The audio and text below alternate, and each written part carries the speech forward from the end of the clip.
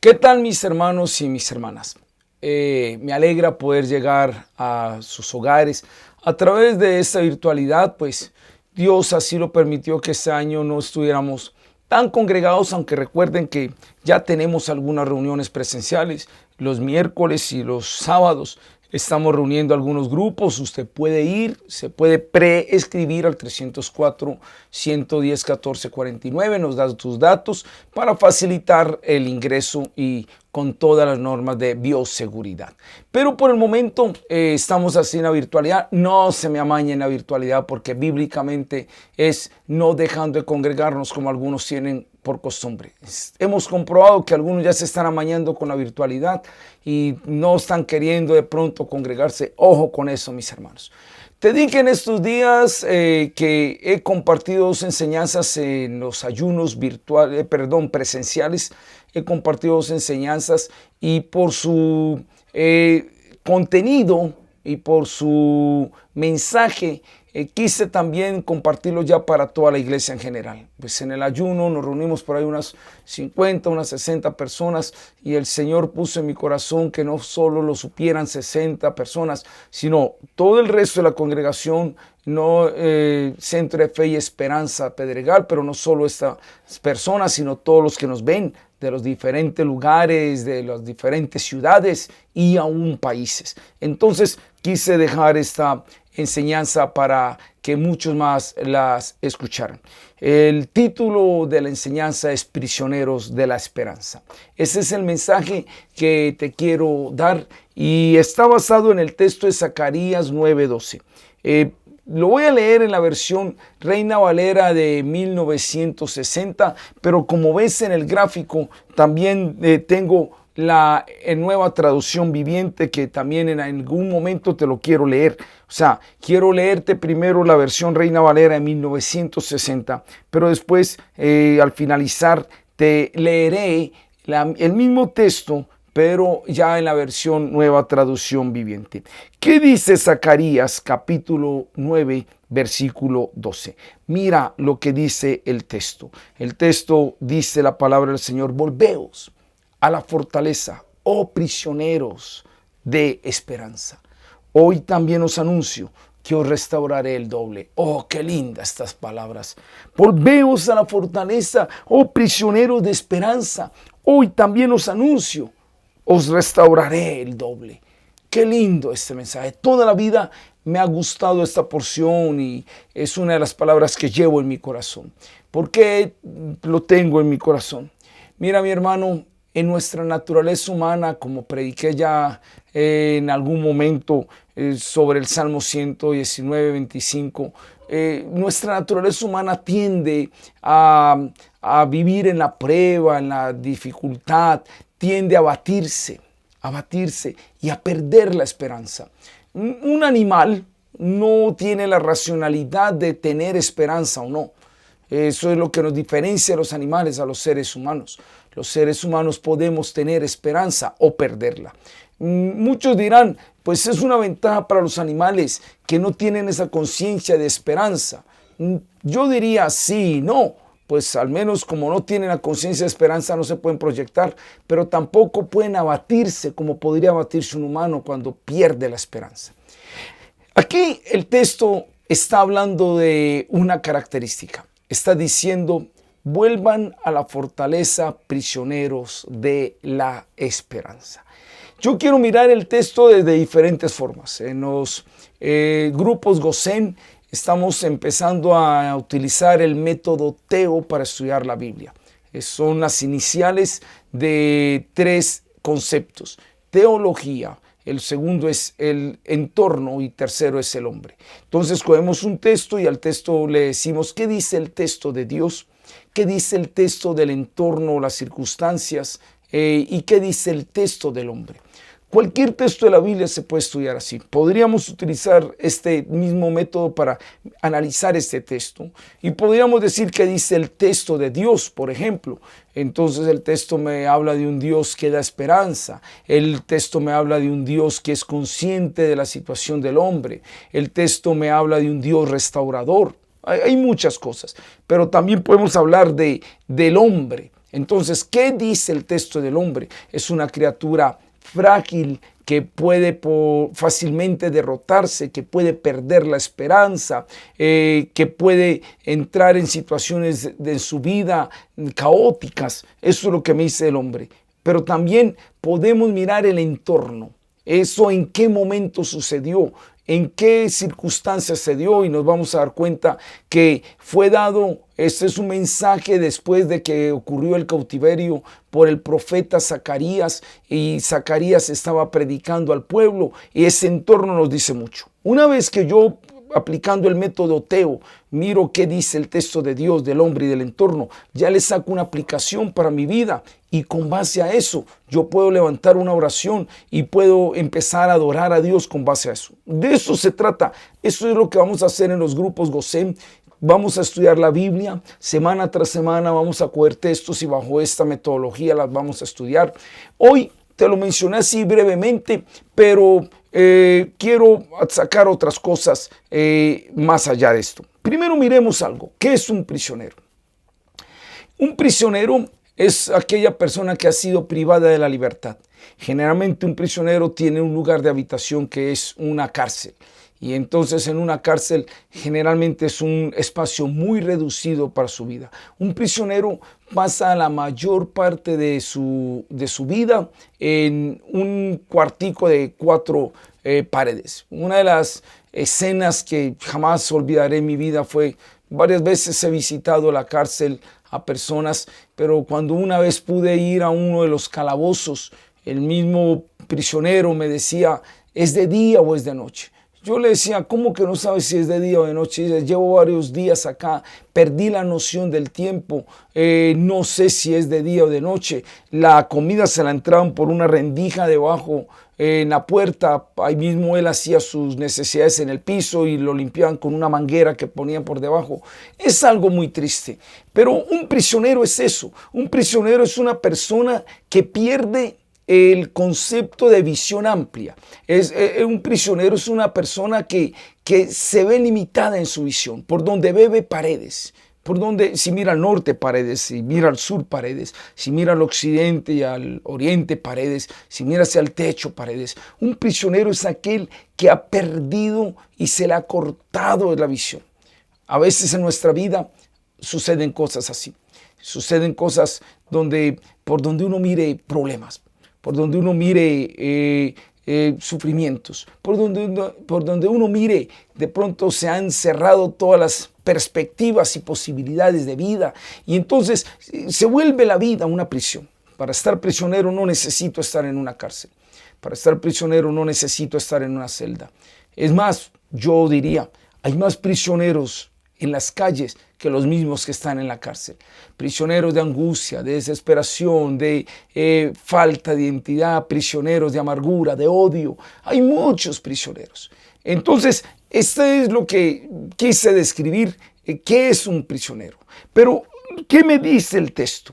Interesante, porque el texto me está diciendo que es un prisionero, pero no es un prisionero de la angustia, es un prisionero no de las drogas, es un prisionero no de la amargura. Dios está invitando a través del profeta a que se vuelva un prisionero, pero ¿qué? Es un prisionero de la esperanza. El primer punto, como lo ves, son clases de prisión, y esta es una prisión diferente, porque lo que el Señor le está diciendo es, si sos consciente que sos un prisionero, entonces que la esperanza sea tu prisión. ¿Qué significa eso, que la esperanza sea mi prisión? Sencillo, que donde yo vea, en vez de ver paredes, vea esperanza. Que donde yo vea, en vez de ver problemas, vea esperanza. Miro al norte, veo esperanza. Miro al sur, veo esperanza.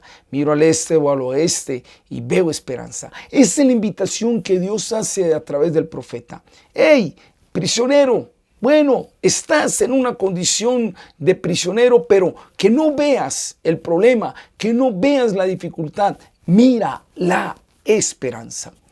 Algunos dicen que las 3 virtudes son la fe, la esperanza y el amor, que estas tres virtudes sostienen a un individuo. Yo lo creo, yo lo creo. La fe es la certeza de lo que ya es, la esperanza es la certeza de lo que va a ser. Y el amor es la fuerza para vivir en el presente, en el futuro, ahí está. Pero qué linda la esperanza. Y eso es la invitación que el profeta está diciendo a esta gente y es la invitación que Dios nos hace a nosotros. Vuélvete un prisionero de la esperanza. Sí, el 2020 no fue un año muy bueno en muchas cosas y no sé a qué apunta el futuro. Personalmente creo que esto ya no cambia. Puede ser que algunas cosas se mejoren, pero el mundo está teniendo cambios. Yo no sé qué cosas pasarán en un futuro cercano o lejano, pero yo no quiero ser un prisionero del temor, no quiero ser un prisionero del miedo, no quiero ser un prisionero de la angustia. Yo quiero ver la esperanza. Yo quiero, por donde mire, ver la esperanza. Quiero ser un prisionero de la esperanza. Y eso es lo que yo quiero decirte en este aspecto. Lo primero es que si vas a tener paredes en tu vida, que sean paredes de esperanza. En el primer punto, clases de prisión. Tú decides cuál va a ser tu prisión. Pero una segunda cosa que quiero mirar en esto es el contexto de restauración y el contexto histórico en el cual se dio este mensaje. Como te lo dije al inicio, esto está escrito por Zacarías. Zacarías fue usado por el Señor y tú vas a mirar la palabra que Zacarías fue uno de los profetas post-exilio. ¿Qué fue el exilio? El exilio fue lo peor que pudo vivir Israel. A causa del pecado, estuvieron 70 años en una tierra extranjera. Muchos de ellos destruyeron el templo, les destruyeron las casas, les destruyeron tantas cosas. Y ya pasado todo este tiempo, empieza una restauración. Y entonces empiezan a construir los muros, se construyen el templo, vuelven a la palabra. Hay un montón de mensajes bien lindos que vale la pena estudiar en algún momento.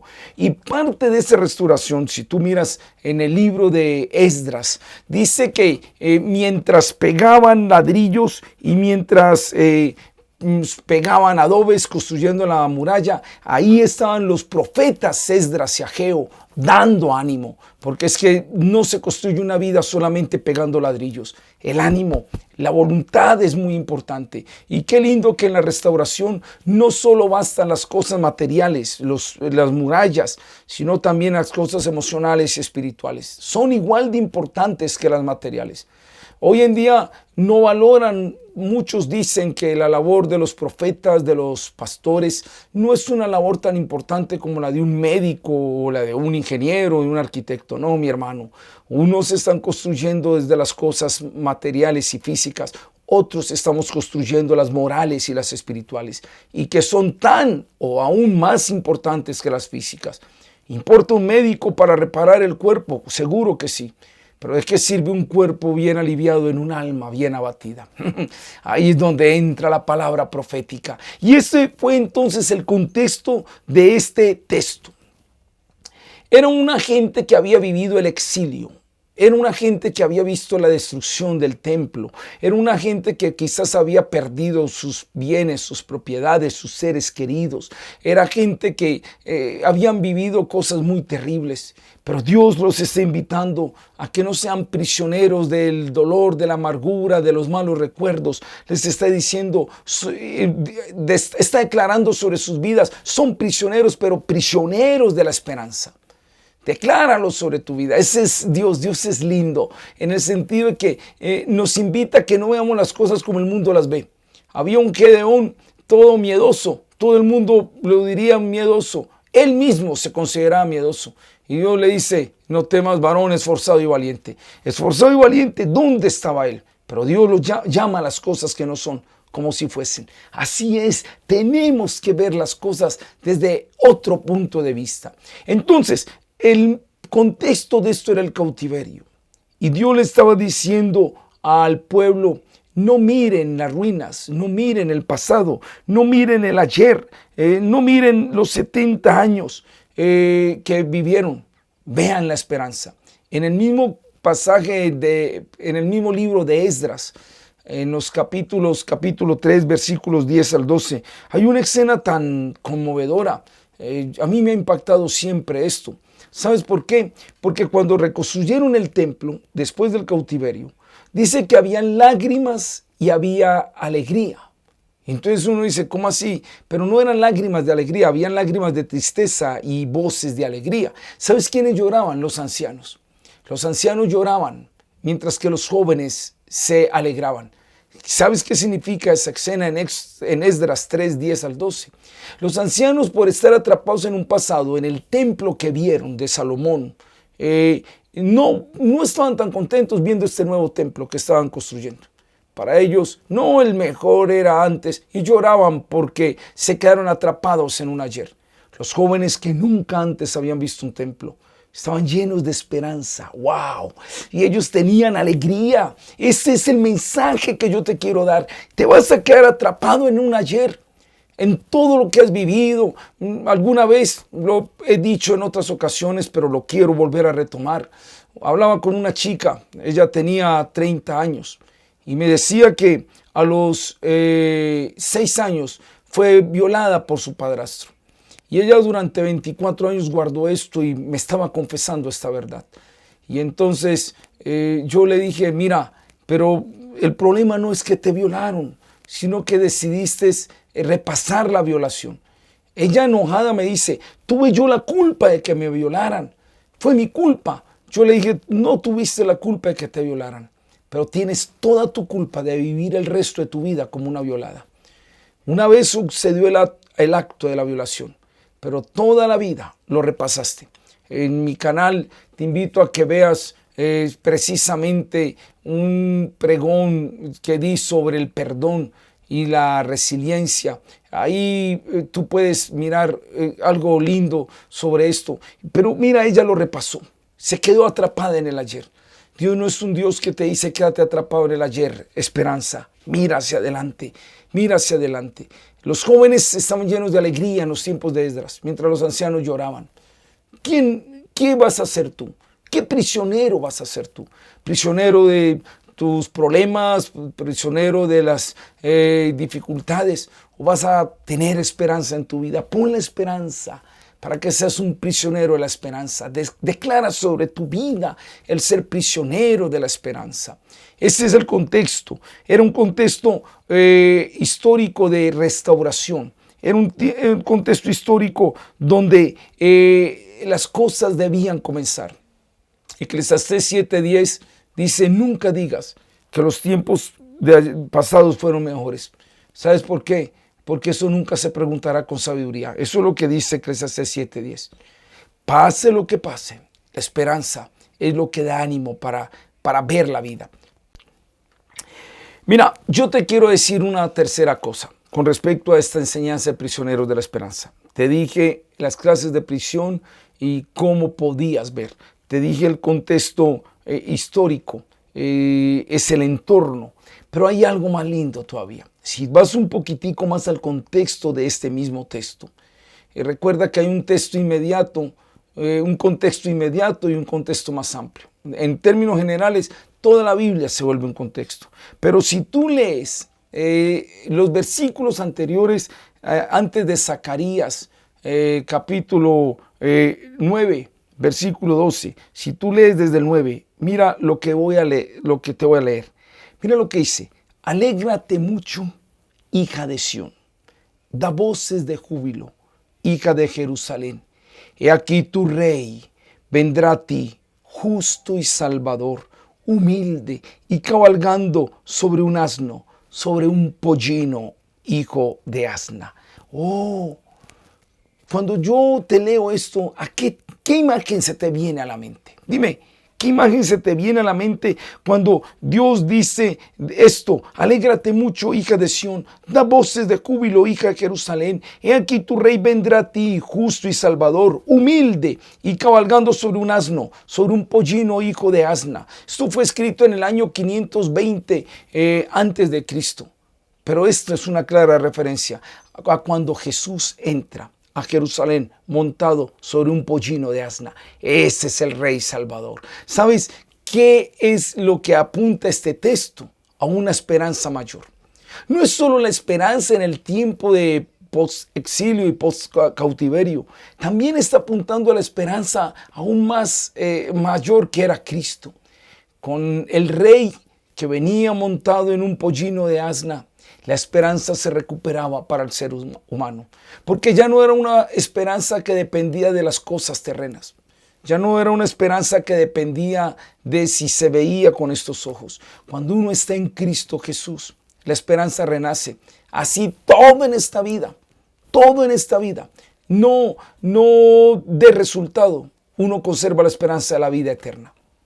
Yo puedo ver en la Biblia muchos hombres y muchas mujeres que murieron en esta tierra, como dice Hebreos capítulo 11, estuvieron errantes, vivieron en cuevas, anduvieron de aquí para allá.